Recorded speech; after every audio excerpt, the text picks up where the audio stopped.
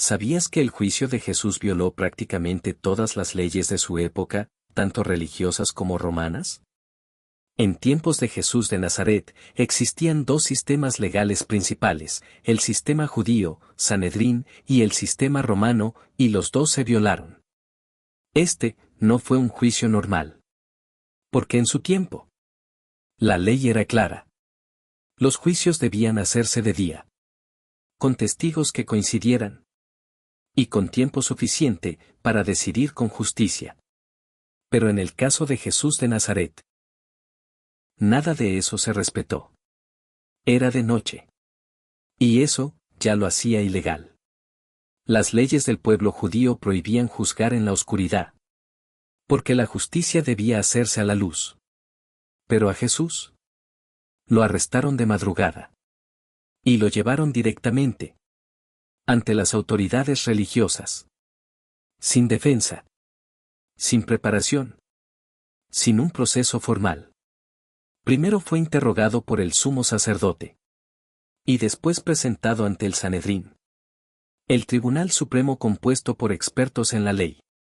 Ellos sabían que un juicio de pena de muerte no podía resolverse el mismo día. Debía esperar para permitir una decisión justa. Pero aquí no hubo espera. Presentaron testigos, pero sus versiones no coincidían. Y según la ley, eso era motivo suficiente para liberar al acusado.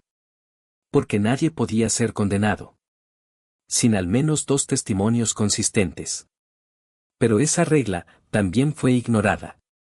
Entonces hicieron algo aún más irregular. Interrogaron directamente al acusado, buscando una confesión.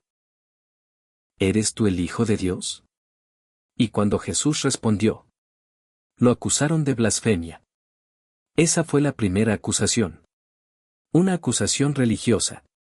Decían que había ofendido a Dios y que por eso merecía morir. Pero había un problema histórico clave. El Sanedrín ya no tenía autoridad para ejecutar a nadie bajo el dominio romano. Solo Roma podía dictar una sentencia de muerte. Así que llevaron a Jesús ante Poncio Pilato, el gobernador romano. Y ahí, Jesús pudo haberse salvado de la condena. Porque para Roma, la blasfemia no era un delito. Entonces transformaron la acusación. Ahora dijeron: este hombre incita al pueblo. Prohíbe pagar impuestos. Y se hace llamar rey. Era una acusación completamente distinta. Ahora era política. Lo presentaron como un rebelde. Como alguien que podía desafiar al imperio. Pilato lo interrogó. Y no encontró culpa. Para el sistema romano, sin evidencia clara de rebelión, no había razón para condenarlo. Pero al escuchar que Jesús era de Galilea, Pilato vio una oportunidad. Galilea estaba bajo la jurisdicción de otro gobernante, Herodes Antipas. Así que lo envió con él. Y esto también era inusual. Porque no era lo común trasladar un caso así. En medio de un proceso. Herodes quería verlo. No para juzgarlo con justicia, sino por curiosidad. Había escuchado de sus milagros. Y esperaba ver algo extraordinario. Le hizo preguntas. Muchas preguntas. Pero Jesús guardó silencio. Y ante el silencio, y sin encontrar delito político, Herodes no lo condenó. Solo se burló de él. Lo despreció. Y lo devolvió a Pilato. Sin sentencia. Sin culpa comprobada. De vuelta con Pilato. La presión era aún mayor. La multitud gritaba. Los líderes insistían. Y el ambiente se volvía peligroso. Y para Roma, el orden público estaba por encima de todo. Pilato sabía que Jesús no era culpable. Pero también sabía que liberarlo podía provocar un conflicto. Y Roma no toleraba disturbios. Así que tomó una decisión política. No una decisión justa. Primero, ordenó que lo azotaran. Una flagelación romana, brutal. Látigos con puntas de metal, que desgarraban la piel. Golpe tras golpe. Muchos, ni siquiera sobrevivían a ese castigo. Pilato pensó que eso sería suficiente. Que el castigo calmaría a la multitud. Y evitaría la muerte. Pero no fue así.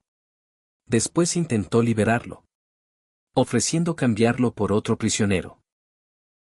Pero la multitud eligió al otro.